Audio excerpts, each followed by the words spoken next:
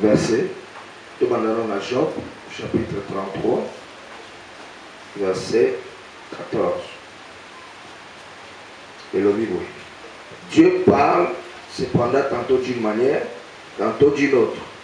Et l'on y prend point garde. Il parle par des songes, par des visions nocturnes, quand les hommes sont livrés à un profond sommeil, quand ils sont endormis sur leur couche. Charlotte, il y a qu'à Bosso. Quand ils sont endormis sur leur couche, alors il leur donne des avertissements. Nabandoto, nous avons appelé ça comme avertissement. Amen. Amen. Donc selon nous avons ndoto, ils ont avertissement. Nakindo qui est inconsciente, les lotoyés pour le nabandoto. C'est-à-dire, Dieu te donne des avertissements. Bible dit, alors il leur donne des avertissements. N'est-ce pas? Amen. Et met les choses sur l'instruction, afin de détourner l'homme du mal et de les préserver de l'orgueil. Papa, il y a un bon mouvement pour la matin.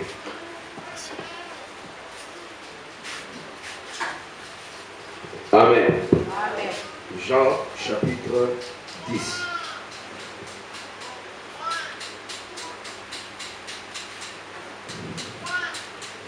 Jean chapitre 10,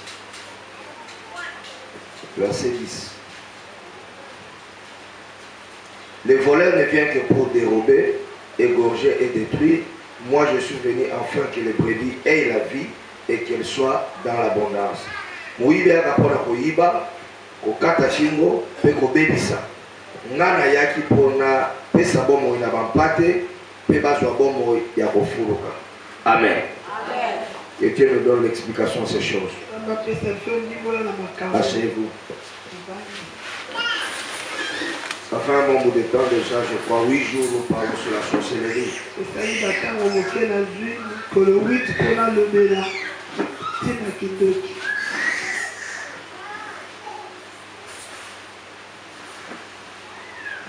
Maman, s'il te plaît, tu peux m'en aller.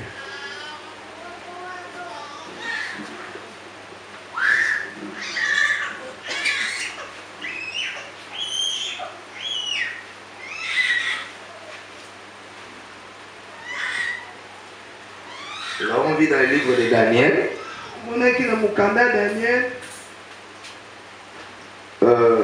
Daniel a été bloqué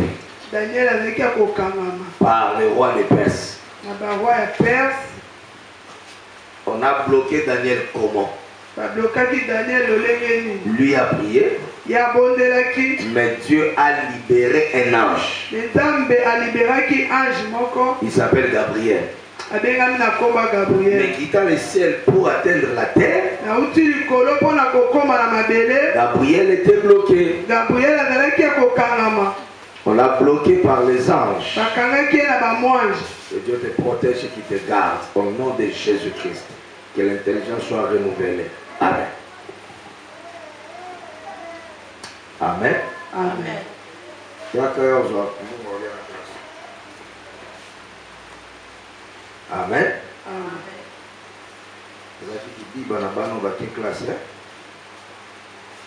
Dieu bénisse. Et ça fait que Daniel a prié 21 jours. Et ça dit que Daniel a bondé Nicole 21. Le bon voisin pour rien. Pour la femme. Alors que le premier jour, Dieu l'a déjà exaucé. C'est comme ça que ça se passe aussi dans notre vie. Tu fais des années et des années. Le mariage est détruit. La vie est détruite. Et ta vie, on l'a détruit. Peut-être que tu pries aussi comme Daniel. Mais dans l'espace, on a bloqué. Et nous avons vu quoi? Ephésiens 6 nous dit ceci. Le combat que nous avons, c'est un combat spirituel. Nous n'avons pas à lutter contre la chair. Nous comprenons que le roi des Perses, ce sont des démons. Ce sont des démons qui sont dans l'espace. Si ils ont bloqué un ange, et toi, un ange a été bloqué. Daniel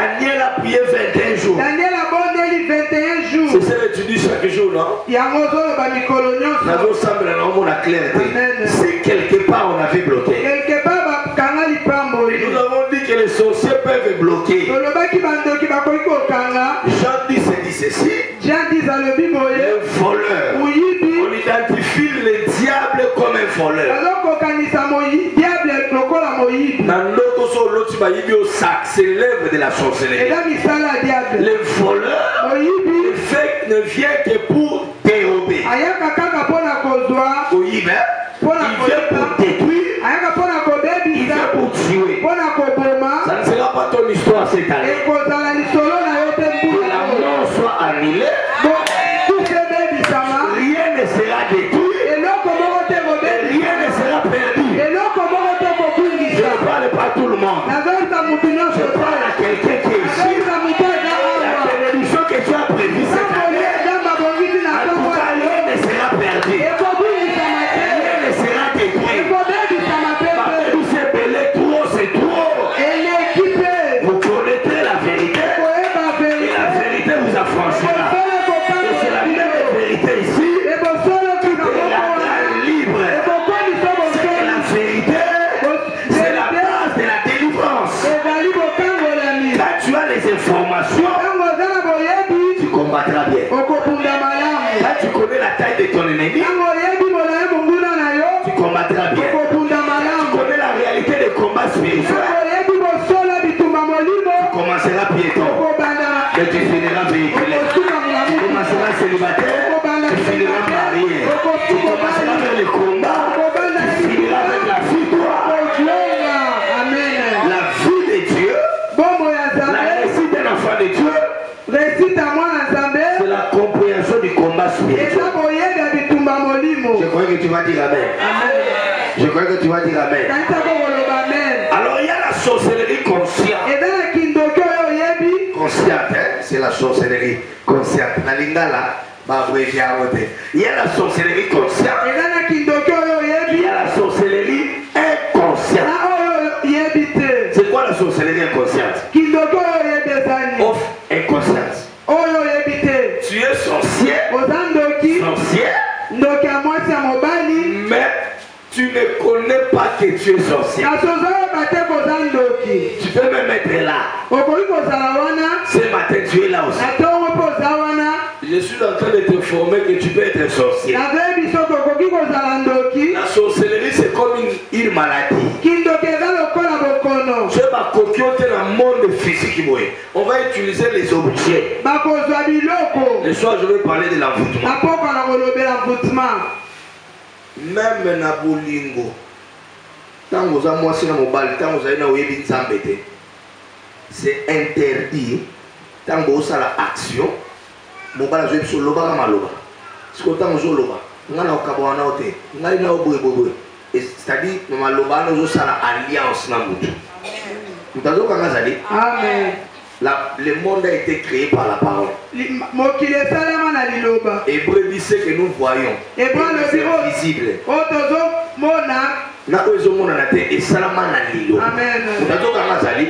On peut entrer dans une alliance mais par la parole.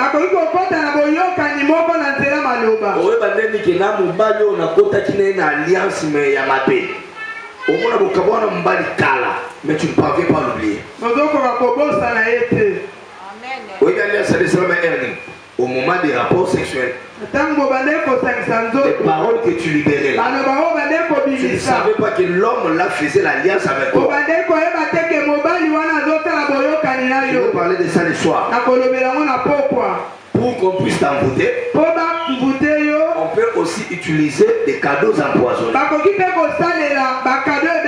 Même l'argent, même les histoires à manger. On peut détruire ça. Et quand tu manges ça, tu as la sorcellerie. On peut te donner un habit. On peut te donner une gourmette. Une bague. On peut même détruire un téléphone. On peut utiliser les téléphones dans le monde des ténèbres. Et puis on t'envoûte.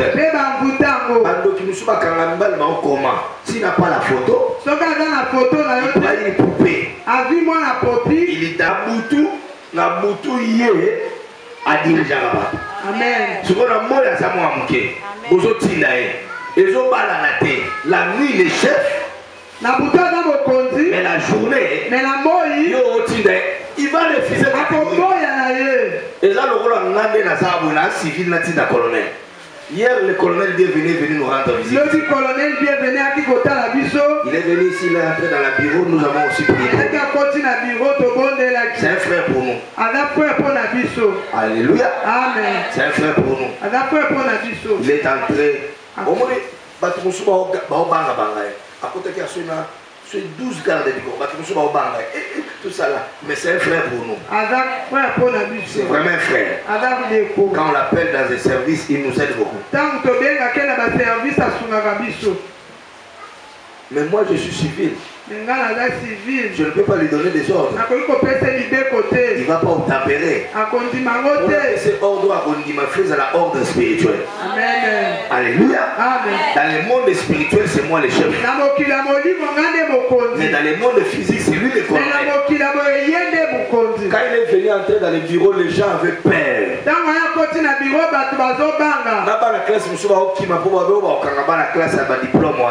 Mais moi, on causait calmement. Et puis il viendra la fin de clôture de notre 21 jours. Alléluia. Amen. Mais si je lui donnais des ordres, pourquoi? Ici, dans le monde physique, il est colonel. Nga civil a pamba pamba na rotinda été. Est-ce que vous avez entendu? Ça dit sur la tindie à Koboya parce qu'il y a l'équipe dans la grade. Mais sur le plan spirituel, moi je peux la voir. Il met toi à genoux, il passe à genoux. C'est comme ça les sorciers. Plus gradé, la journée, c'est un enfant impoli, tu n'as pas l'idée. Quand tu vois des enfants comme ça, dis-toi seulement que la nuit, soit il est lui-même sorcier conscient, soit il est sorcier mais il ne connaît pas. C'est là où intervient la prière de la délivrance.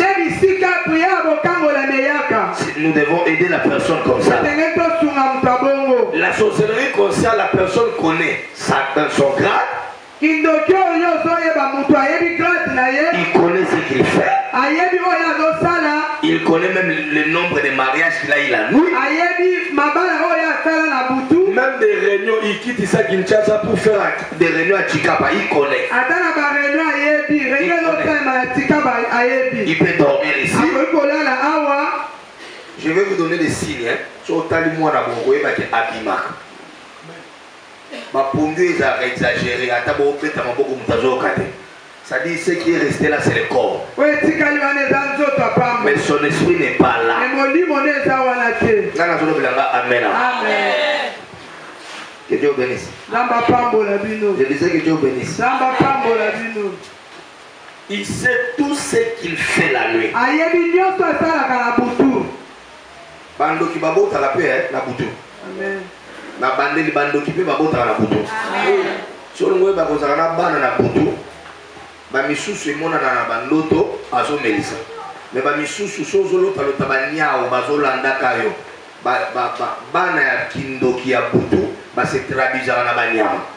On les appelle les esprits humains.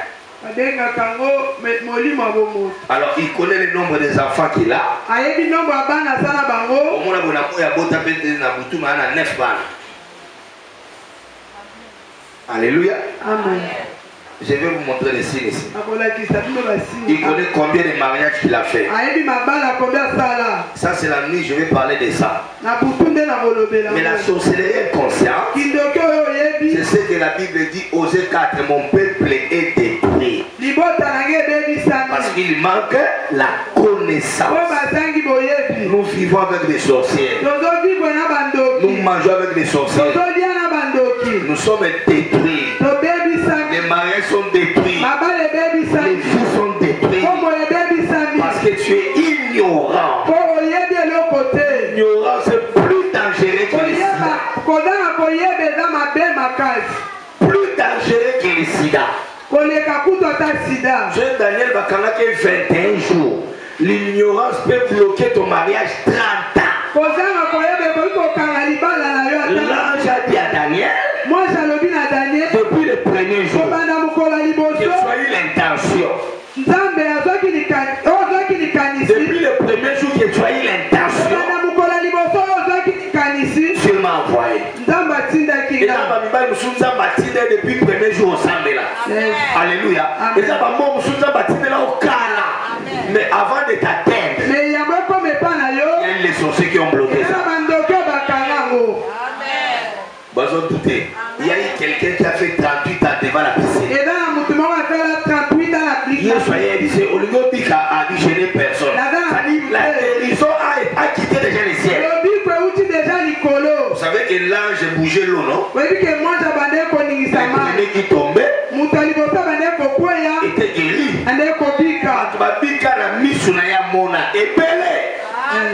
Mais lui n'était pas guéri.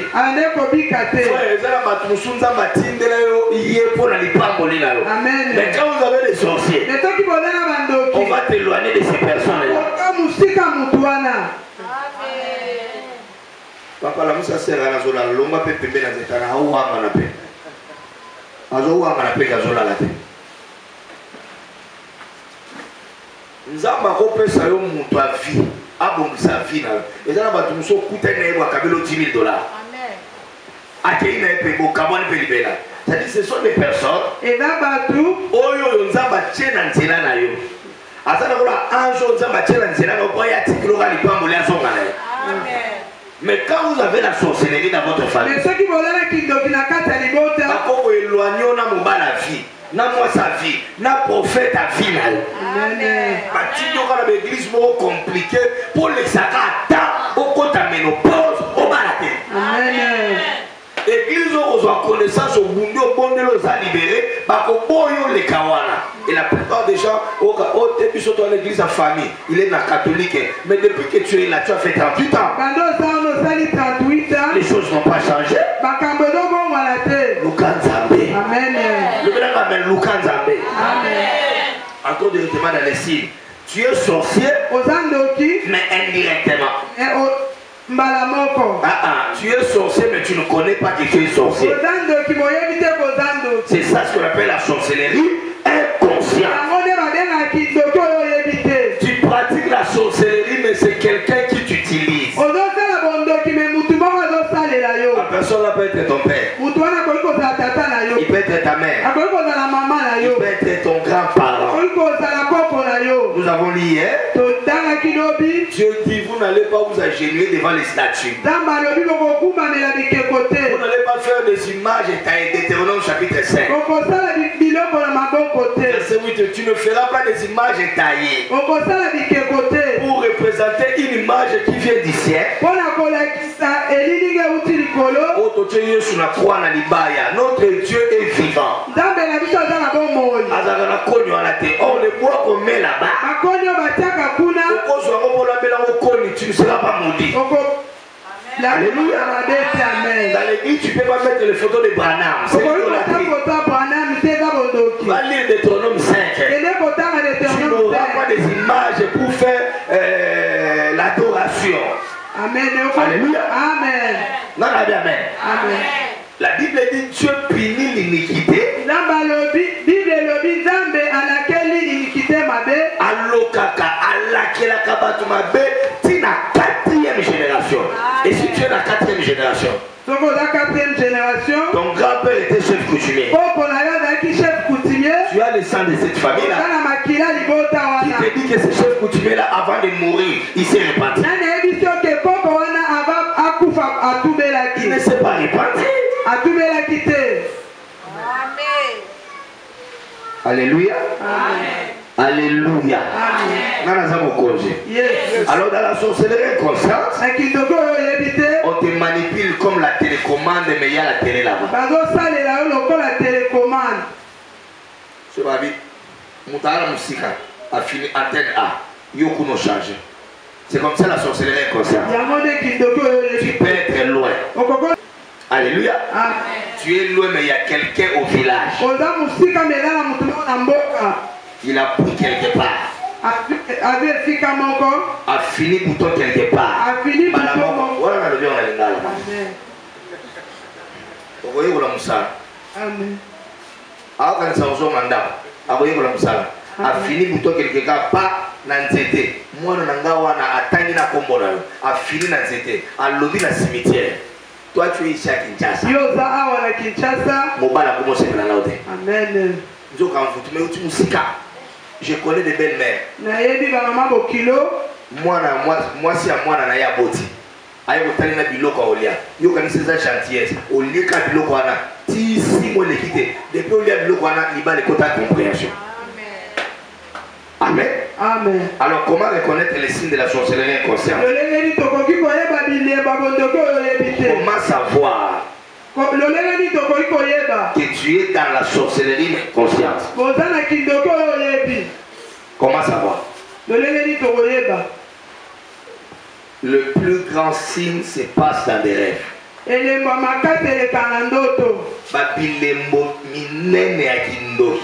Il y a une conscience, ça se passe dans des rêves.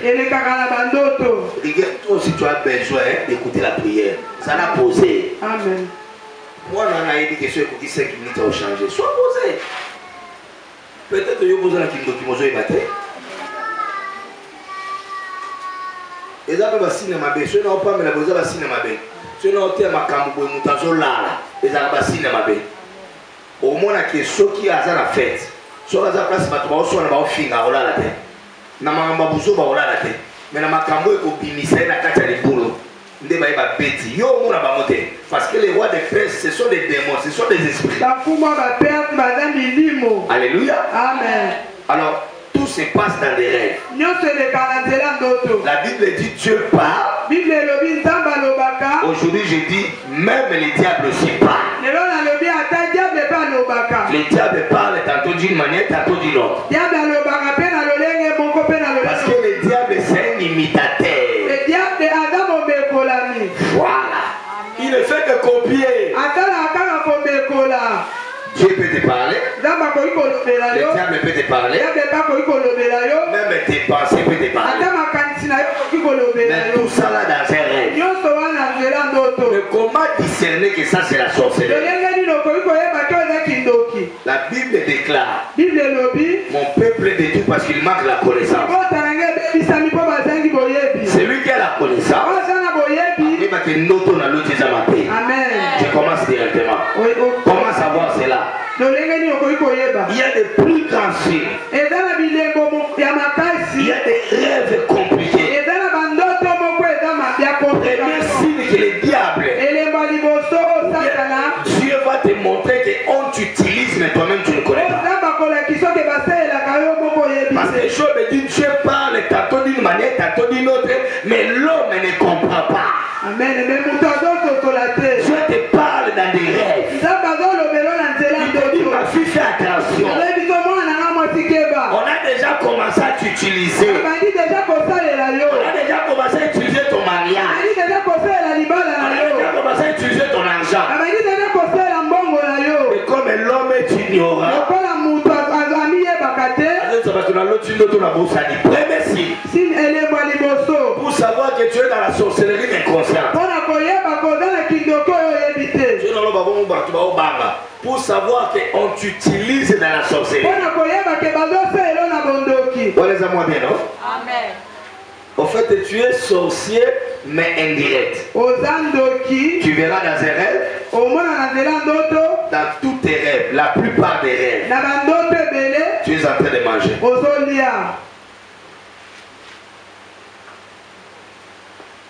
Tous les rêves de manger n'est pas la sorcellerie.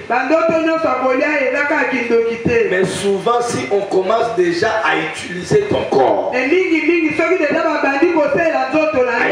ta vie, dans tes rêves, tu vas rêver, tu es dans une fête, yondo subilo repélé, yondo solia, ma pêche au biscuit moko, ma place mon tu manges. Quand tu vois des rêves comme ça,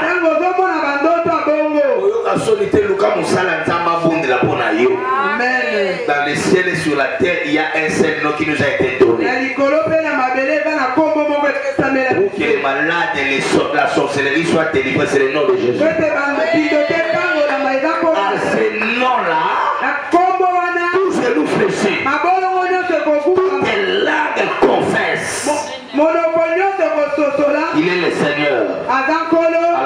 Tout-Puissant. Alléluia. Amen. Premier signe, c'est le manger, mais pendant les rêves. Tu te retrouves, tu rêves, tu manges. Fête Bokene samedi, mais aujourd'hui nous sommes mercredi, tu rêves la fête est là. Tu rêves mon anniversaire qui vient de passer. Mais pendant l'anniversaire là, tu rêves, tu es en train de manger. Frère, c'est très mauvais. Et surtout si ces rêves là continuent à se répéter. C'est un signe qu'on veut t'utiliser d'une manière inconsciente. Tu ne sais pas si tu manges la chair des hommes. C'est un signe très dangereux. Tu es en train de rêver dans tes rêves là. Tu es en train de voler comme un oiseau. C'est un deuxième signe. Pouf, le roi Superman. Au loin à point A, au combien à point I. Naïmo se retrouve mais c'est dans les rêves. Si déjà tu as rêvé même une fois comme ça, c'est-à-dire toi, on utilise ton corps mais toi-même. Tu ne connais pas ça. La Bible dit Dieu parle, tantôt d'une manière, tantôt d'une autre. Mais l'homme ne prend pas conscience. C'est-à-dire dans les rêves, si tu vois, tu es en train de voler comme un oiseau. Même dans d'autres, on peut peut-être aussi la papoter. Mais tu es en train de voler.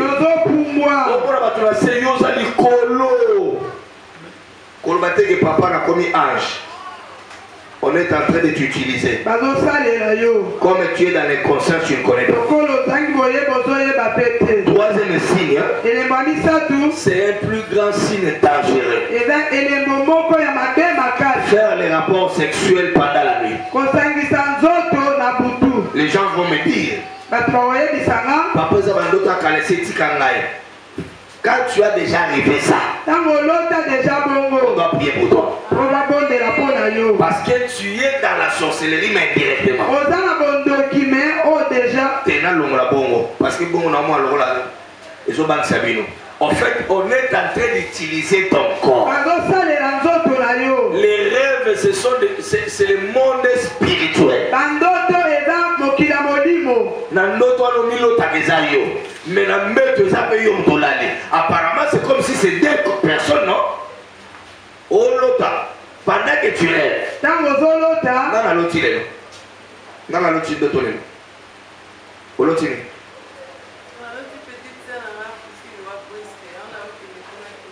na kati ya ndoto wana yo kozalaki moto wana yeli osango ayebi akutani na oto ayebi soki petite sœur akufi. Vous voyez, aloti yango lelo mais na ndoto tanga bandeki kolota ezali ba heure nini na 2 heures wana ye alalaki. Le corps de Nana dormait, mais la nuit il y a quelqu'un qui est venu lui annoncer. Il va annoncer mais dans le monde spirituel,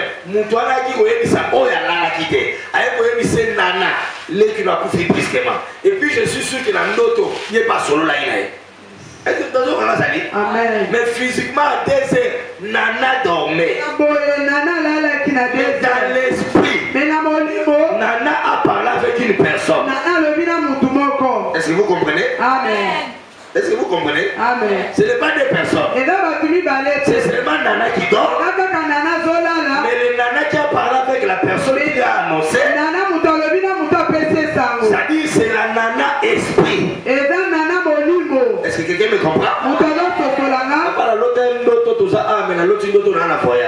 En réalité, quand tu rêvais là, tu étais dans ton lit.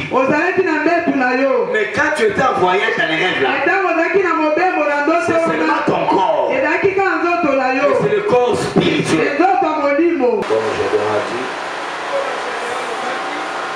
pratiquer la poursuivante toujours.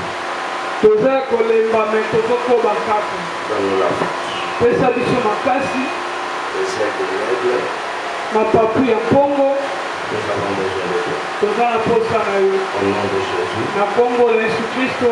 Amen. Amen. Ézéchiel chapitre 5, Toza na mokanda Ezekiel 5, 16. mokanda Ezekiel 16. Je suis en train d'ajouter quelque chose Nazobakisa mo eloko qui va compléter nos prières. oyo kokomplete losambo na biso. Ézéchiel chapitre 16. Je lis au nom de Jésus. La parole de l'Éternel me fit adresser en ce mot. Maloba na Yawe ebimi koloba boye. Fils de l'homme, Mwana na moto, fais connaître à Jérusalem ses abominations. talisa Jérusalem pesa kibosoto na bango. Tu diras, ainsi parle le Seigneur, Okoloba elobi kolo l'Éternel à Jérusalem. Yawe na Jérusalem. Par ton origine et ta naissance, Wuta na mboka na yo pe mbotama na yo, tu es du pays de Canaan. oza mutu ya mboka ya Kana. Ton père était un Amoréen Papa na yo azalaki Amoréen, et ta mère une Essienne. mama na yo azalaki Estienne. À ta naissance, Na mbotama na yo, au jour où tu naquis, mokolo bande kobotama, ton nombril n'a pas été coupé. mutolo na yo bakataki te. Tu n'as pas été lavé dans l'eau pour être purifié. Basokolaki yo na mai te mpo opetolama. Tu n'as pas été frotté avec du sel. Tu n'as pas été frotté avec du sel. Balikaki yo na mungwa te. Est-ce que mtazoka ngazali? Balobeli mutolo. À ta naissance, mutolo bakataki te. Mutolo baolobela so remarqué mutolo no bakataka. Mais mutolo baolobela awa eza lien oyo ezorelio na famille ya mama na papa. Ekatana na nzela prière, ekatana na gilette te. Est-ce que mutazoka ngazali awa? Babitalisa Israël mabe na bango. Tu vas remarquer qui t'a laissé là. Tu n'as pas été enveloppé dans de l'ange.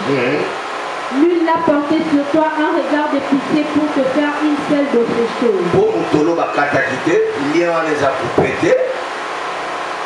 N'est-ce pas? Amen. Pour flotter on a mon waté. Je suis très désolé avant de vous soucier. La vie dans ça service à mon wa. Mais la zone on a fait le rôle d'un pasteur. C'est pour que toute l'église soit délivrée. Ou bien le plus grand nombre de gens soient délivrés. Est-ce que nous avons comment aller avant? Nous avons un pasteur, les amis de Joseph. Est-ce que nous avons comment aller? Nous avons l'importance de Mungo. Je crois que tu as déjà Mungo. Nous avons la difficulté, loko balobite la Bible, tout ça là. Mais loko dans la Bible, n'a pas la qui soit à 100 versets. Il y a importance à Mungo. Alors c'est pourquoi je voudrais bénéficier tout le monde dans cette prière. Les athées pour ceux qui ont été dans la Bible, nous sommes dans le service. Nous avons commencé à nous les enlayer. Bao basala ki obakata imutolo teza ba parana. Teza ba koko na yo. Parce qu'on a une apparence spirituelle. Papa na nzoto akoloka yo, malédiction etikali. So oye pa na na longoli yo. Nga so na longoli yo papa, so na loki yo, papa na longola ngote. Qui a compris cela? Amen. Babi à cause ya mutolo bakata kite, ba nikyo na Mungu ate. Mama wabi na ovanda papa tu papa ta Mungu wa mopamboli. Na osela mo wapi kuna eza papa. Mais c'est important ça liboso et ça il faut sukola na Mungu wana. Na ngai na osukola na. Ata bwana touche ozoma yote na cantine osukola. Awa prophète azoyebisa Israël yo na naissance na yo yo ka abomination de par ton origine. Moi je croyais que l'abomination c'est qu'il devait dire qu'Israël a péché. Mais l'abomination, on lui dit, ton origine.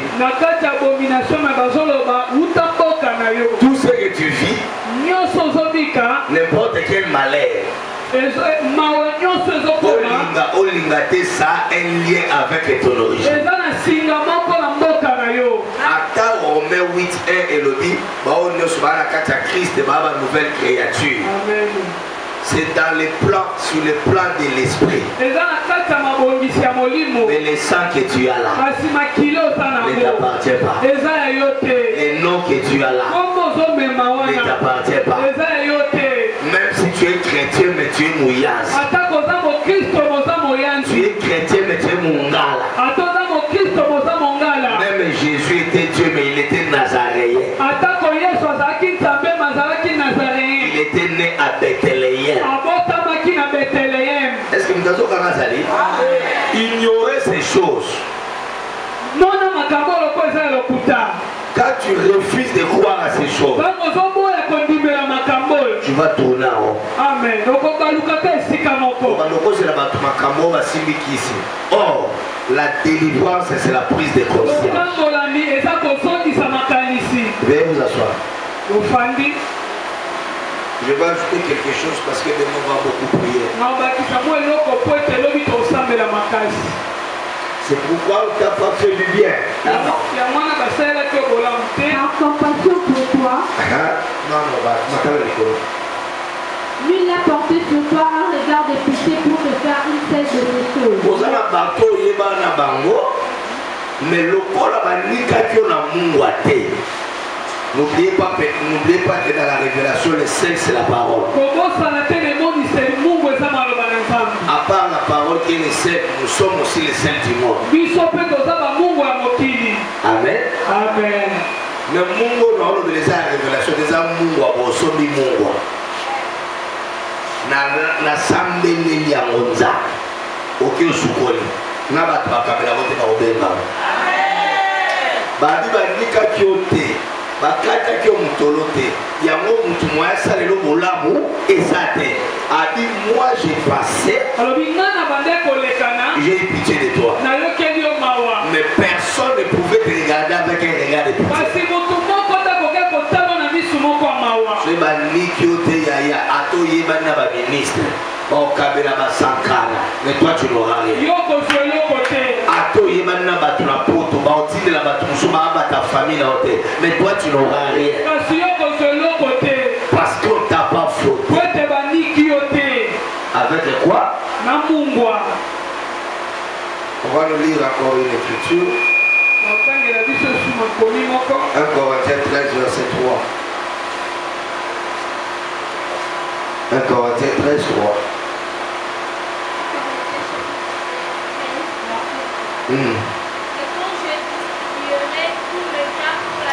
1 Corinthiens, ma belle. 15, verset 3. Comme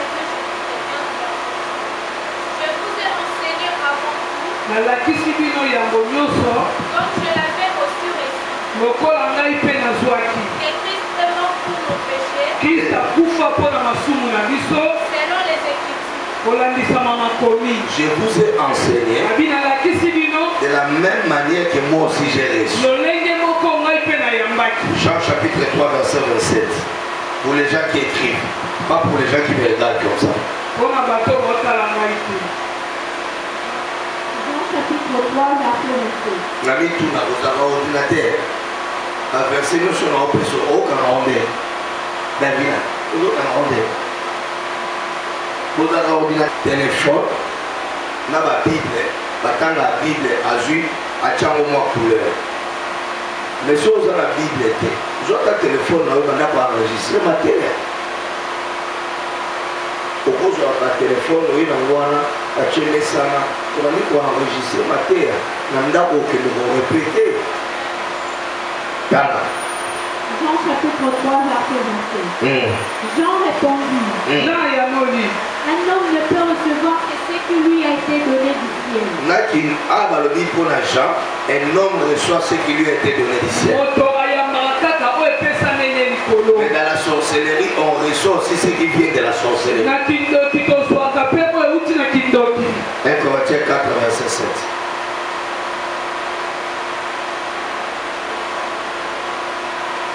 Rapide. 1 Corinthiens chapitre 4, verset 7. Car qui est-ce qui te distingue? Car tu l'as réussi, et si tu l'as réussi, pourquoi te glorifies-tu comme si tu ne l'avais pas réussi? Et l'eau connaît qui s'additionne à bateau. Et l'eau connaît Yozana, Oyo Zuite Panza. Alors, ceux qui nous sont en Oyo Panza, quoi nous salolés? C'est sur base de ces versets que moi je ne peux pas être orgueilleux. Tout ce que tu as, même la beauté c'est Dieu. Les habits c'est Dieu. Je peux aller loin, même les mariages c'est Dieu qui donne. Et les enfants, c'est Dieu. Qu'as-tu toi là? Qu'as-tu?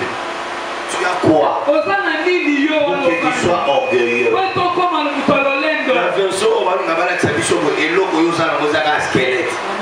même les sangs là ne t'appartiennent pas. Même ton corps. Donc il nous dit même la groupe électrophorèse, la groupe O ça vient de ton père. Même AS, ça peut se rappeler à AS. Qu'est-ce que tu as toi que tu n'as jamais laissé? En d'autres termes, on veut te dire quoi? Tout ce que tu as, tu l'as reçu quelque part. Nous avons appris ça comme les sorciers aussi d'or. Oui, qu'il y en a qui se rappellent ça. Alléluia. Que Dieu nous bénisse. Alors, le matin, nous avons dit la sorcellerie. Et on va lire un peu. Et puis demain, on va prier sérieusement. Le signe de la sorcellerie inconsciente. Le matin, nous avons dit dans Jean 10, 10. Les voleurs ne viennent que pour détruire, égorger et tuer. Job 33, verset 14. La Bible dit Dieu parle tantôt d'une manière, tantôt d'une autre. Nous avons dit il y a la sorcellerie consciente. Il y a aussi la sorcellerie inconsciente. Il y en a deux. Nous avons dit le matin, la sorcellerie consciente, la personne connaît qui lui a donné la sorcellerie. Il connaît le groupe des sorciers qui appartient. Dans la sorcellerie consciente, les sorciers connaissent même sa grade. Il connaît son grade. Dans la sorcellerie consciente, la personne lui-même connaît le nombre de personnes qu'il a sacrifiées. Il connaît même les liens où ils vont dans des réunions nocturnes. Il sait tout ce qu'il est en train de faire. Combien d'enfants par exemple il a eu dans la sorcellerie. Alléluia.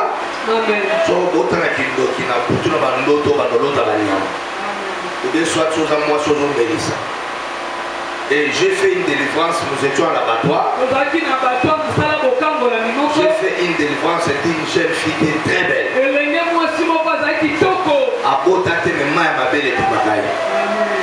Alléluia. Abotate me ma belle et ma caille. So a fini mo epimi, a fini mo epimi. Kaka ndenge moko ba Mélissa na bana. Et puis kata na périodiquement. C'est ça les 2 ans et 4 ans. Au moins à autant normal.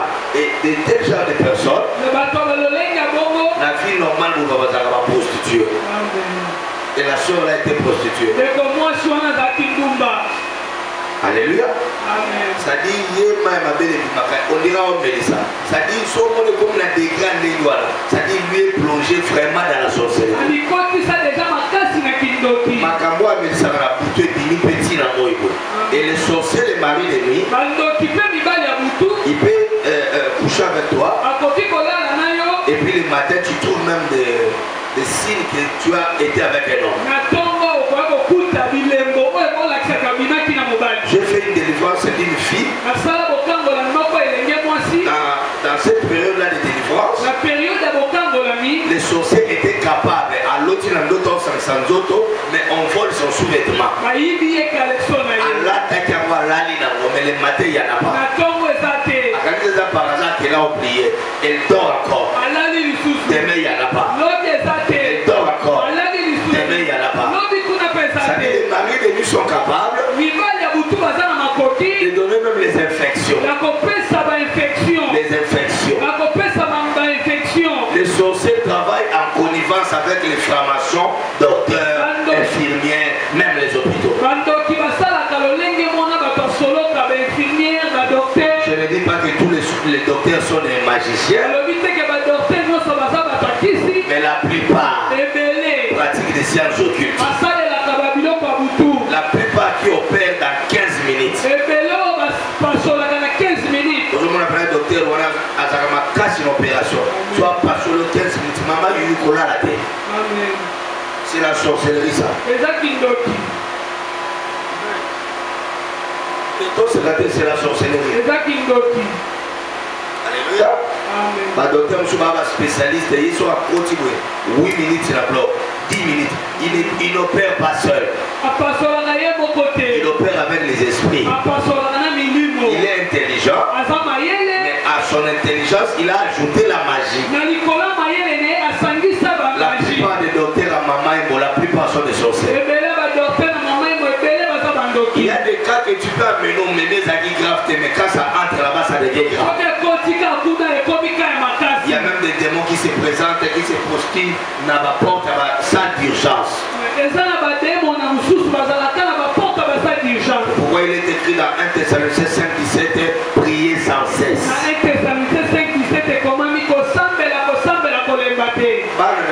Dans la classe, tu ne connais pas l'état d'âme de ton professeur là. La plupart des professeurs à l'université, mon père est professeur. La plupart des professeurs sont des magiciens. Moi je n'ai pas abandonné la CTB à cause du plaisir. Le Seigneur m'a interdit. Mais la plupart de nos chefs étaient dans les histoires. On peut te payer $1100. Mais tu ne fais rien avec cet argent. Le papa de Moïse est resté là-bas. Le papa de Moïse est resté. Il occupe les mêmes fonctions que moi j'avais. J'étais délégué à pied d'œuvre. DPO, délégué à pied d'œuvre. Alléluia. Amen. Un bon salaire. Mais tu ne feras rien. Quand tu as l'argent, tu dois aller finir ça dans les bars avec des femmes. Quand tu te retrouves avec rien, la conscience revient. Ils étaient tous étonnés que moi avec mon salaire, je faisais quelque chose.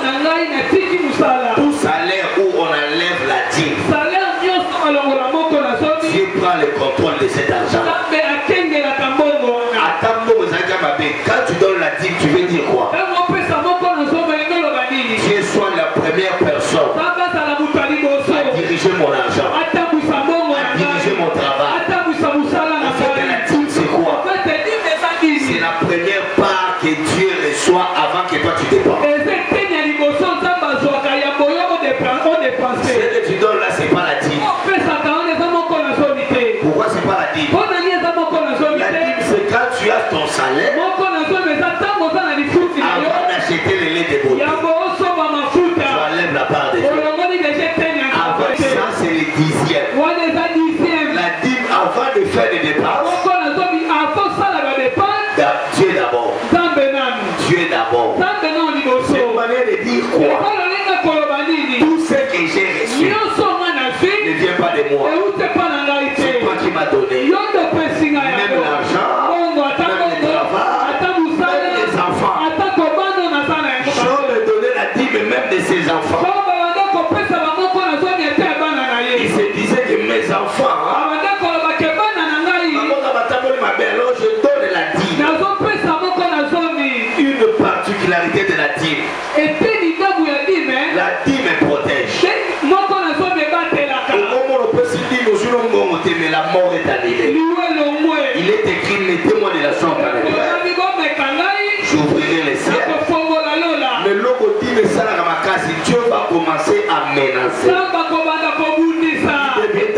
l'ennemi de tes ennemis.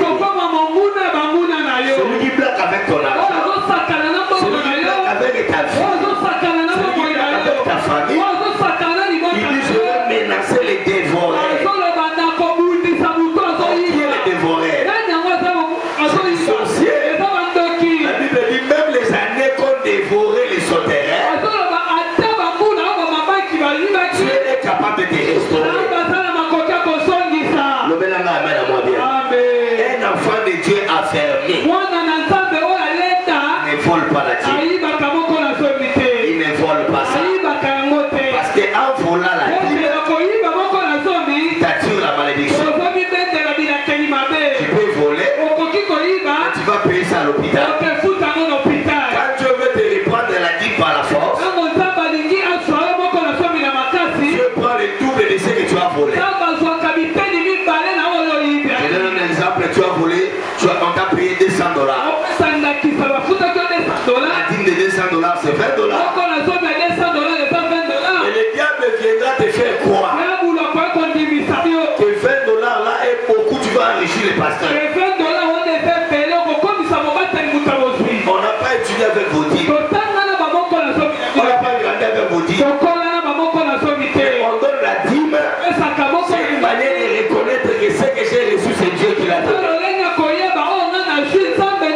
Or, Dieu sur la terre, il se fait représenter par ses saints serviteurs. Les hommes de Dieu sont des ambassadeurs de Dieu. Je vois que tu vas dire Amen. Tu vas dire Amen. Mais quand tu manges les $20 là sur les 200, qu'est-ce qui va arriver? Dieu va permettre une maladie dans la maison. Il va permettre un problème de décès. Ton enfant va aller frapper une autre enfant. On va l'amener à la police. Si tu ne tires pas attention, à la police là-bas, on va vous demander $40. Ou bien plus. Parce que Dieu va récupérer ça d'une manière propre. La plupart des gens qui volent la dîme, numéro 1, ils ne sont pas dans la paix. Ils ne sont pas dans la joie. Tu vas remarquer l'argent que tu vas voler là ne va pas finir tes problèmes. Je vous dis, la dîme c'est seulement la fidélité de l'homme envers son Dieu. Quand tu mangeras, quand tu vas travailler, quand tu vas voyager, garde-toi de dire à ton cœur que ma beauté vient de moi-même, que mon travail vient de moi-même, que mon intelligence vient de moi-même. Laissez-moi manger mon argent. Laissez-moi manger mon argent. Deutéronome 8 et 10. Souviens-toi. C'est lui qui t'a donné la force. Souviens-toi. C'est lui qui t'a donné l'intelligence. Souviens-toi. C'est lui qui t'a ramassé. Il t'a pris dans la bouche. Il t'a fait traverser des difficultés. Les autres sont morts, mais toi tu es pas mort. Souviens-toi de ce Dieu-là. Il y a les autres qui ont perdu les enfants. Toi tu es vivant. Souviens-toi de ce Dieu-là. Si tu oublies ce Dieu-là, il oubliera même tes enfants. Je ne donne pas la dîme parce que j'ai peur de mon pasteur. Je donne la dîme parce que c'est un principe. La dîme, on ne donne pas ça. On paye. On ne donne pas. On paye. C'est une obligation. Remarquez depuis que tu as volé. Les histoires de la maison sont détruites. Les maisons, on ne paye plus.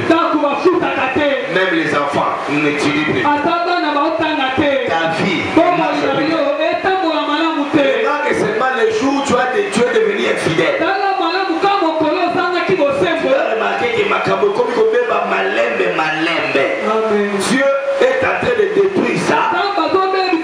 Troisième chose, mais si tu ne comprends pas, tu seras détruit. Tu seras vraiment détruit. Je les donne à mon père, pas parce que j'ai peur de lui,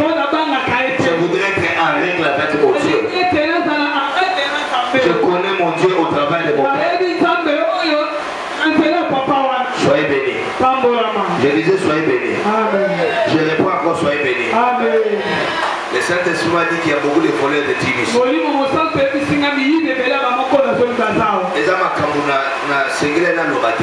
mais le Saint-Esprit m'a dit parle-les. Il m'a dit beaucoup de gens sont ici, sont des infidèles. Ils sont en train de me tromper. C'est pourquoi ils sont frappés par la malédiction. Maladie, les enfants n'étudient pas. Les problèmes qui se succèdent.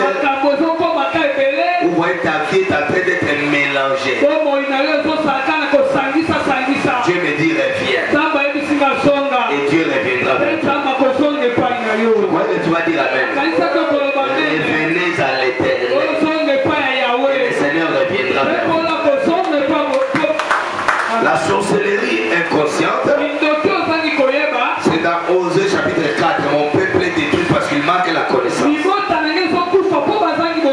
Quand tu es sorcier, quand on dit la sorcellerie inconsciente, tu es sorcier mais indirectement. Tu es sorcier mais on t'appelle frère. Tu es sorcier mais on t'appelle protocole. Tu es sorcier mais on t'appelle maman légionnaire. On dit inconsciente pourquoi? Tu es sorcier, on t'utilise mais tu ne sais pas. Nous avons illustré ça le matin, que c'est comme la télé et la télécommande. La télé ne peut pas refuser les ordres que les télécommandes donnent. Si la télécommande fait une novelas, la télé ne fera qu'obéir. Alors la télé c'est toi. La télécommande c'est les grands sorciers là qui t'a donné la sorcellerie, mais toi tu ne sais pas. Il peut te manipuler, il peut être au village, il peut être dans ton travail, il vous manipule. Il y a quelqu'un qui a la télécommande, il peut manipuler comme il veut. Et ton mari qui est la télé, ta femme qui est la télé, il ne peut rien faire. Lui est positionné là-bas dans un mur. Alors la sorcellerie inconsciente est très dangereuse. Comment savoir qu'on est dans la sorcellerie? Le plus grand signe se révèle dans des rêves. Ça se révèle dans des rêves. Le matin nous avons lu Job 33 dit ceci. Dieu parle. C'est pendant tantôt d'une manière, c'est pendant tantôt d'une autre. Mais l'homme ne prend pas attention. Dieu t'a déjà révélé l'état d'âme de cette étape-là. Il y a beaucoup de gens ici. Le Seigneur t'a déjà parlé de cette maman-là. Mais comme tu es négligent, tu négliges tout, même les rêves. J'oublie que Joseph a été élevé à cause des rêves. J'oublie que Égypte était la grande puissance à cause des rêves. Pharaon fait Joseph est à l'importance. Alléluia. Alors la plupart de ces mondes-là utilisent des rêves. On utilise même par des rêves. Je lève ma main droite au ciel. Je détruis les mauvais rêves et les conséquences. J'étais en train de dire je détruis les mauvais rêves et leurs conséquences. Amen veut dire ça la manière de vivre. Je détruis les mauvais rêves. Depuis que tu avais l'âge de 2 ans, 3 ans jusqu'à cet âge, les mauvais rêves que tu as vus et leurs conséquences, je les détruis aujourd'hui. Comment savoir qu'on est dans la sorcellerie inconsciente? Premier signe, tu vas vivre, tu verras des rêves en train de manger pendant la nuit. Nalali pongi ya moi et puis na kit na lote opesa kama poso na bandi oteka malewa oyo na elio omeka On a servi au makoso. Après, il y a un mécaté. Aux alarmes, mini, naïli au somba. Mon ban n'a pas été à la zola. Na beti na ye, na nzuma makoso na ye, na mobali na ye. Amen. Yo pas nous mon amour ndoto, mais pas na nga balaxinga que non, elle est une sorcière. Ça dit le roi na le black ndoki boy, ba on yo se ba sensibiliser. Ba ndoki na quartier, ba ebi que na pas ça va. Amen. C'est pourquoi dans vos prières, si tu pries 1 heure du temps, 20 minutes, tu bonnes là pour la pasteur. Vous connaîtrez la vérité. Vous aurez les informations. Et les informations là vont te libérer. Quand tu rêves, tu es en train de manger. La sens nyonso, ce n'est pas bien. On est en train de vouloir te donner une semence. Mais indirectement, ça va commencer dans la nuit. Mais physiquement, la semence là qui est entrée va commencer à se manifester. C'est comme ça Jésus dit, toutes les semences que mon père n'a pas plantées sera déraciné. Il veut dire quoi? Il veut dire qu'il y a d'autres nourritures que tu peux manger dans les rêves. Ce n'est pas le Père qui a planté ça. Ce n'est pas Dieu qui t'a donné ça. Je lève ma main droite au ciel. Laissons la promise. Alléluia. Quand tu rêves la nourriture, manger pendant la nuit, on te donne des gâteaux, on te donne la viande, on te donne des biscuits. Pendant la nuit, on fait. Quartier, ça me donne le quartier 12. Pourquoi je n'ai pas vu maman Yuri?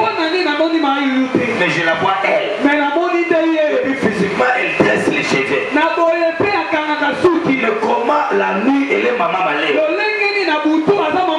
Ça dit dans la sorcellerie. On veut donner une semence. Les sorciers vont utiliser cette serre-là.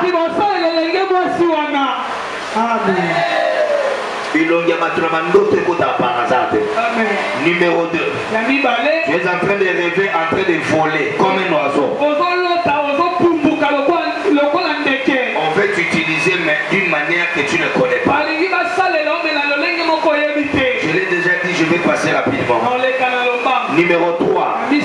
Faire des rapports sexuels. Ou bien des mariages pendant la nuit. Depuis au loti na butu, mais mon bal a figure na moi. Tu as fait des rapports sexuels la nuit. Et tu as fait les mariages pendant la nuit. Mais la journée, la journée, la plupart des gens qui font des rêves comme ça. Le premier signe, on mettra à côté de toi un démon qu'on appelle Morphée. Il vient voler les rêves. Les gens qui ne rêvent pas, vous êtes dans la sorcellerie mais indirectement. En réalité, chaque personne rêve. Et puis je te dis, dans une semaine, tu peux rêver même 30 fois. Mais en réalité, si tu ne vois pas, c'est-à-dire on vient voler ça. On sait que quand tu vois, tu vas t'élever dans la prière. Alors, il y a des rêves que tu peux voir, tu es en train de voler. Tu fais des rapports sexuels. Ça, c'est très dangereux. Dans les rapports sexuels, cela montre qu'il y a un mariage de la nuit. Les signes physiques des mariages de la nuit, même si tu as un copain, un fiancé, un chéri pendant la journée,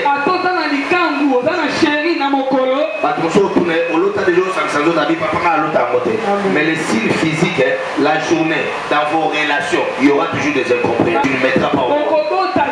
Les maris de lui peuvent aller plus loin. Il peut tuer même ton enfant que tu as reçu. J'ai fait la délivrance d'une sœur. Son oncle paternel voulait le tuer. Il ne voulait pas qu'il puisse avoir la grossesse. On lui a dit on va le tuer à la maternité. J'ai suivi la sœur là jusqu'à la maternité. J'ai prié aujourd'hui, l'enfant est là. J'ai prié mon Dieu pour toi. Tous ces mariages et nocturnes soient pris au nom de Jésus. Et j'envoie le feu. J'envoie le feu. J'ai oublié un signe. Quand on viendra te proposer le mariage de la journée.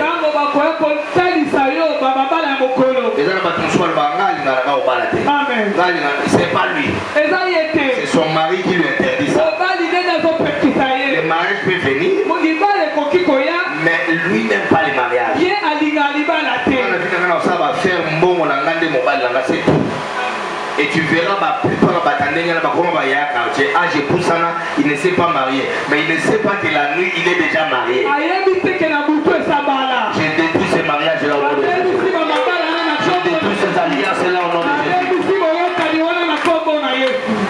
Amen. On a donné notre signe la journée, le matin. Tu es en train de rêver que tu es en train de tuer un animal. En d'autres termes, on t'utilise toi pour tuer les autres. Celui qui tue par l'épée, il mourra aussi par l'épée. C'est qu'un homme aura s'aimé, il émotionnera. N'ayez pas honte de venir en parler avec les prophètes.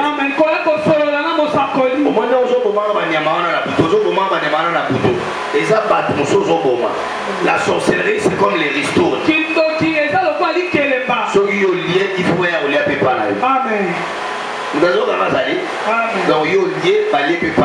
Quand toi tu tues, on viendra aussi tuer. Quand tu n'auras personne à donner, ça sera toi. Ça sera toi. Je lève ma main droite au ciel.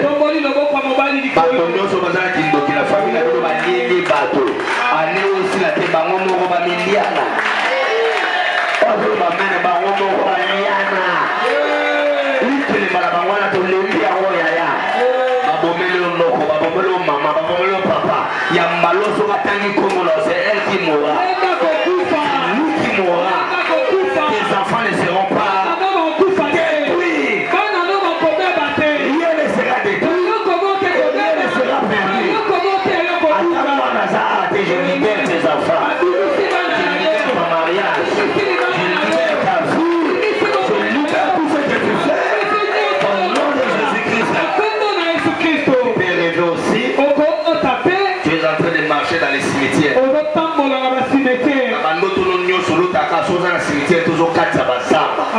C'est très mauvais. Tu es dans l'inconscience. Il y a quelqu'un qui est en train de t'utiliser. Tu dois voir l'homme de Dieu.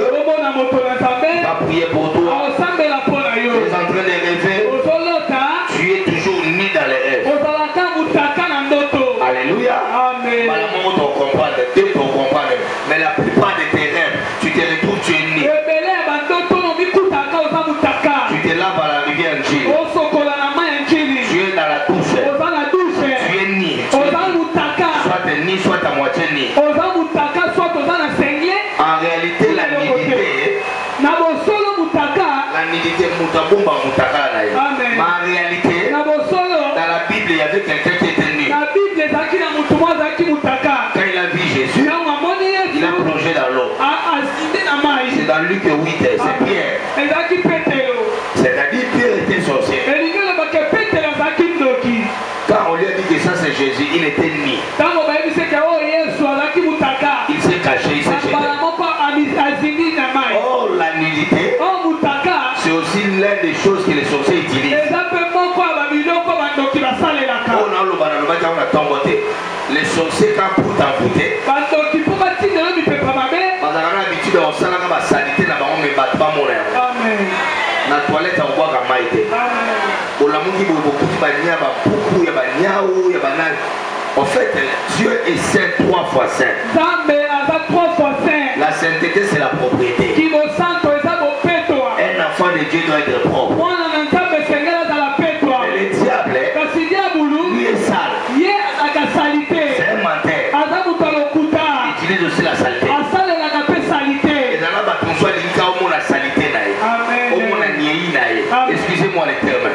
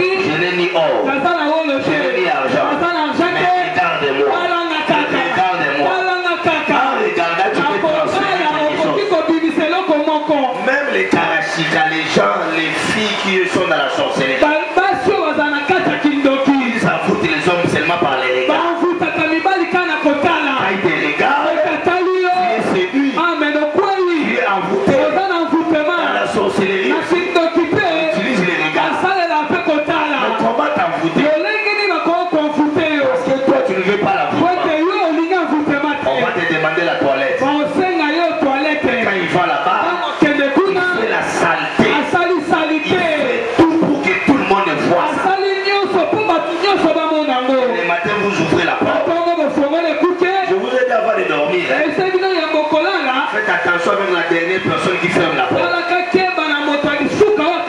Attention avec la première personne qui ouvre la porte. Parce que la porte c'est le point d'entrée. Même pour Dieu. Aujourd'hui, regarde, demande aux enfants d'Israël. Avant la délivrance, Dieu leur a dit sacrifier les sangs. Allez mettre ça à la porte. Dieu dit ceci. Quand l'âge de la destruction viendra, il verra les sangs où? À la porte. Il n'entrera pas.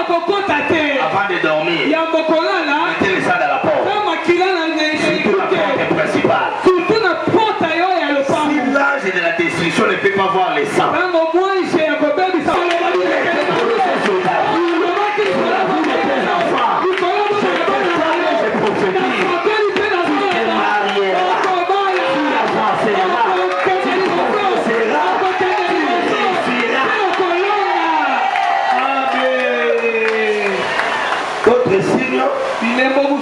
tu peux rêver dans tes rêves, tu es dans une fête. Toute fête n'est pas mauvaise. Mais les rêves, ce sont des informations. Dieu veut te dire quoi? Comment les rêves se répètent toujours de la fête?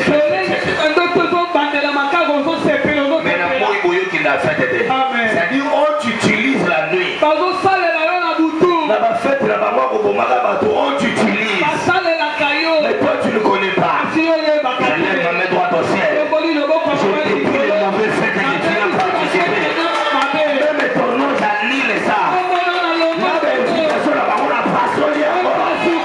Même les numéros de cette étape-là de la nuit. Je détruis les sons des fêtes de la nuit. Je détruis cela.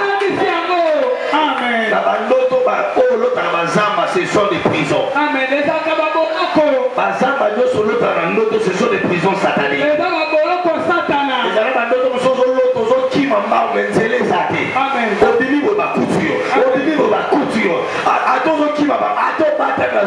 Tu es dans une prison. Mais toi tu ne connais pas que tu es dans une prison. Ma main doit t'élever au ciel. Je dis les prisons sataniques. À partir de ce soir, en qualité générale, je dis en qualité générale, je signe la lettre de ta libération. À partir de ce soir, tu es libéré. Tu es plus prisonnier. Tu ne seras plus prisonnier satanique. Je te libère. Je te libère.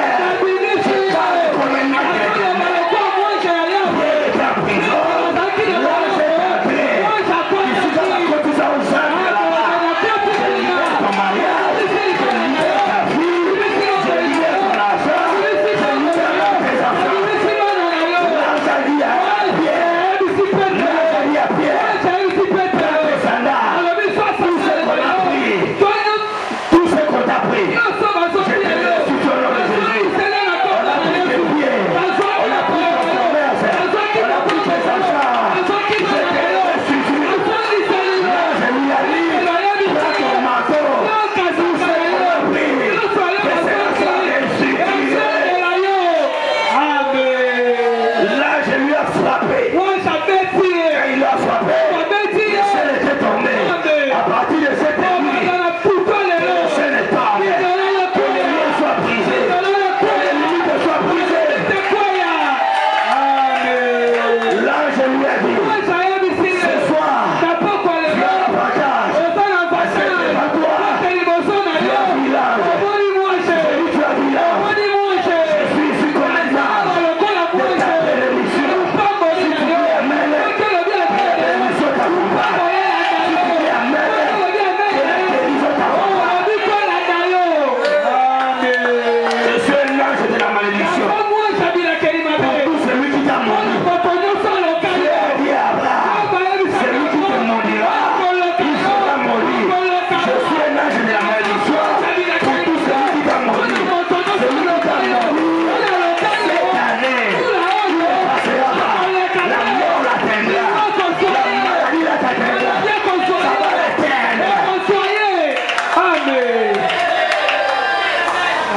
Alléluia.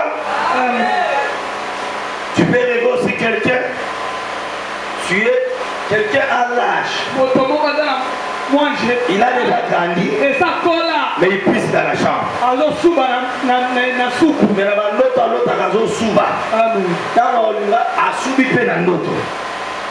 Na mutolo. Na bana. Tant moi na obotama akola bana kindoki na yawa. Loba amen. Alors, nous avons dit là, si nous voyons 1 Corinthiens 15 dit ceci. 1 Corinthiens 15 tu n'as rien de toi-même. Tu ne dois pas être orgueilleux. Tout ce que tu as, tu l'as laissé quelque part. De la même manière, de la même manière, les sorciers donnent la sorcellerie. Et l'eau ce côté-là, on a dit la main, le lait maternel, la brisée qui doit donner la côte à Jésus. Et le Kindogino, ce côté, on a dit la pilot parolia. Je brise cela au nom de Jésus. La déclarer seulement ce nom faisait la vie pour mon aïe. Oh, nous avons la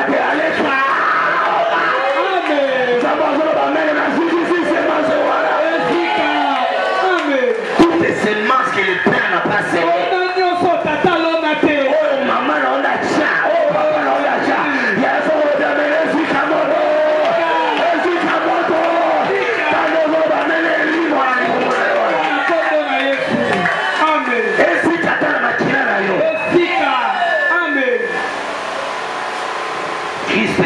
Pauvre pour que tu sois riche.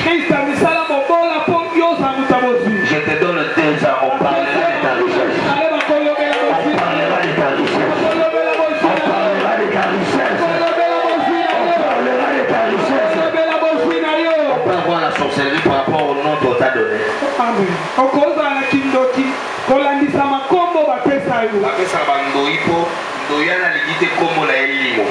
Dans la sorcellerie aussi c'est comme ça. Il te donne son nom. Et le nom là sera le point de contact. Pour transférer la sorcellerie. Jaébet a souffert toute sa vie parce que sa maman lui a donné un mauvais nom. La bébé ici influence ma combo, ma belle combo na yes. Influence ma combo, ma belle. Ouais, mais là, malheur, j'ai détruit cela. Combo va presser l'explication à votre bébé de leur malheur. À partir de ce soir, j'arrête cette pauvreté-là. La limite à mes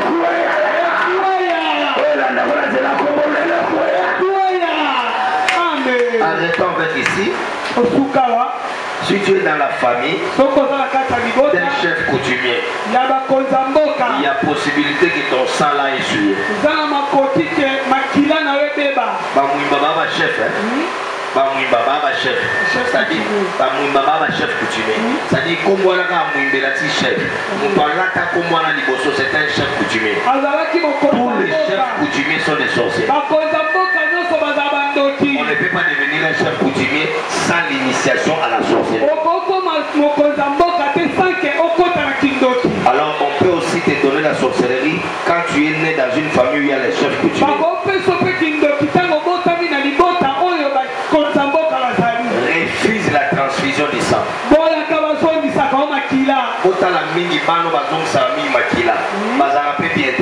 En fait, le sang c'est la vie. Amen. Lévitique 17.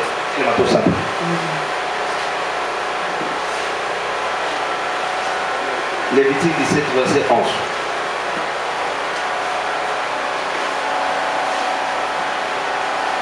Papa, vous avez dit que enseignement zata qui tombe au 4.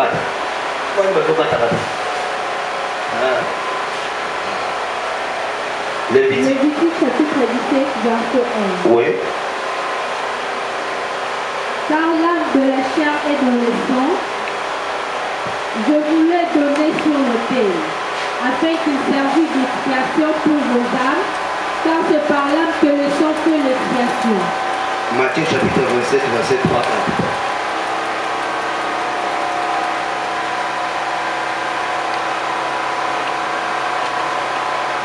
Matthieu chapitre 27, verset 3 à 4.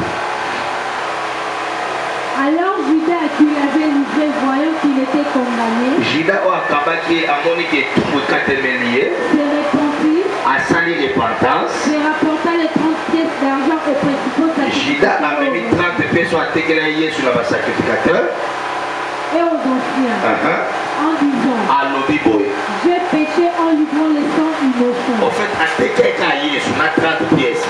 Mais j'ai péché en livrant les sangs innocents. Nasumuki nakokaba makila oyeba kilikamute. Ils répondirent, Ayanoli que nous importe, cela te regarde. La transfusion makila. C'est une la sorcellerie. Tu as la sorcellerie. ozana kindoki. Alléluia. Amen. Lobina attachement avec des versets à l'appui. Amen. Demain, je vais parler sur les rapports sexuels. Lobina olobela kosanka nzoto. Amen. Oui. Alinka continue avec Ndumba. Lobina olobela rapport sexuel. Là, ma verset biblique à Yango na Monera. Lobina olobela Zakara, c'est quoi? Lobina olobela Kindoko, ma personne à Zela Biloba Olia. Loba Amen. Lobina olobela haine, Oyina. Amen. Hein? Amen. Bandoki karakini munene koyeba ke mutu azala ndoto asepelaka na lipambo ya mutu te. La haine ezaka base ya basorcier nyonso. Soko na nzela haine wana haine na ngai ezali koyina. Donc na nzela koyina wana les démons peuvent passer par là pe babebisi bavia bato. Alléluia. Nazanga na inconscient. Donc lobi na kolobela rapport sexuel, lobi na kolobela ba nourriture impure après ça fona beta cede. Et puis l'homme a la haine. L'homme a dit que comment est-ce que Ndoki il y a mobile, il y a un bon, il y a un chip là. Ma coco tu qui Ndoki sans que yo mo jeune fille va te Ndoki côté. Il y a mon ami jeune fille qui m'a l'homme à Zandumba à l'idée fille a été. L'homme amen. L'homme a j'ai dit à l'air sur la carte tombe tu la touche. Ba la classe ba oya ba ke. Ça ba oya ba ke ina ba. Biso totikala na oyebisa yo bakota na kindoki inconscient oyeba te bosala rapport sexuel. D'abord moto hôtel bokotaki dra ya obolale moto alalaki avambi no oyebi ete na nzela bilamba okozwa mpe meye moto asala hôtel wana ekada no oyebi te okozwa mpe babiloko ebele tozwa na libanda me nga naloba ndenge kindoki kokota moto aza boga azana chipa kito ana mbongo papi au $500 ba $100 batikila kindoki saki oye akolobiso maloba pendant acte sexuel loba neti ngai na yo tokamwana kate or maloba mokili sama na maloba ba acte nyonso ozoloba pendant acte sexuel eza alliance ozosala na ye nalobi te kifo koloba te maloba kolobezali mama davina maloba kolobezali ya pie ezala mais ça ba maloba mosu eza alliance ozosala na ye okoremarke yango ndeni omona motu adevergeance omona motu moko tozala ne karesi bobosanana mais atozovivre na motu mosu mokoka kobosana ye otala mpe boye mbonga malonga mpe ao te mais maloba kaka oyo osala lobi na koya kolobela maloba oyo loba et puis na kolobela baparte ya makila bato mibale mobala toboli toboli awa yo ozwi mosapino opesi mobala fibi ya yo yo mpe ozwi afibi makila na ameni bato mosusu bakenda loin bazwi makila nde su mibale batie na monanga pénicilline bakangi alobi maloba batie na manjili babwaki la plupart bato wana soki bokabwanaki oleki na priere te oyo wana kei kuna nde okango baose justifié au place nga nakendaki esimbaki te place mpe nga mpe natikalaki esimbaki te azobosana ke ils ont fait l'alliance de parole asala boyokanya maloba liloba oyo kopesa motu fo veye na yango nzangoki nga lelo azali awa mokili oyo bozomona esalama na liloba et les sorciers utilisent seulement la parole bandoki basalaka maloba ofingaka bana no en plein air te longwa kuna tufia tata na yo okufa ta lelo peut-être yo to censé prendre seulement ses paroles. Et puis va côté. Bato ba kenda koloba na cimetière maman otiki biso moko landa muto asali obo. Muto olanda bandi bobo masansera pas la maman. Ezala maman te. Ezala ba esprit à ba cimetière. Amen. Ezala ba esprit à ba famille. Alors lobi to kolobela mo makambo ala.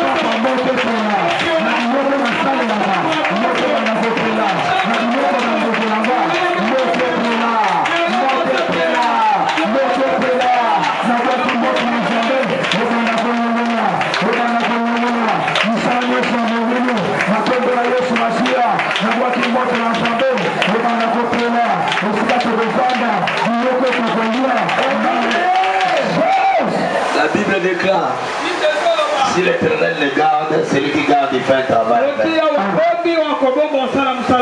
Kaba musala na yo, kaba lubana na yo, kaba libota na yo, kaba mobali mwasi na yo, loba na Nzambe la main de Dieu.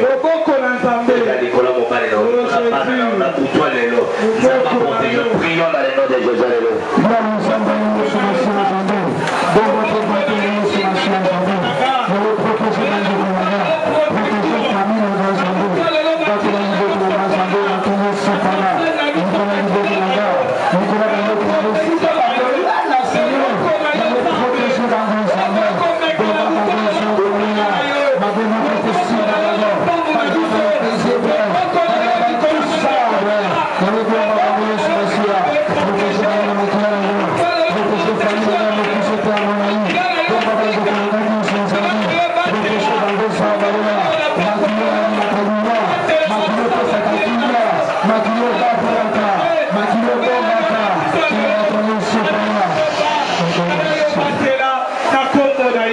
Déjà déclaré malheureusement pour la Jésus.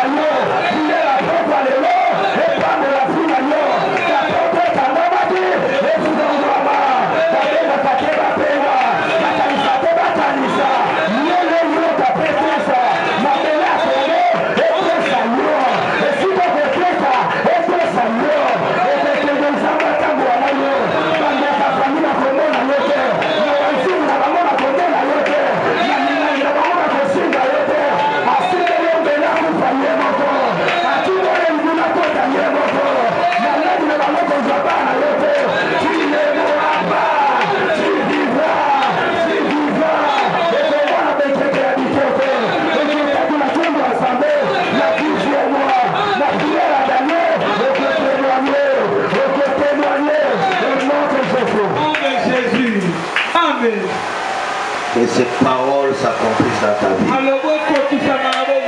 Au nom de Jésus. Amen. Amen.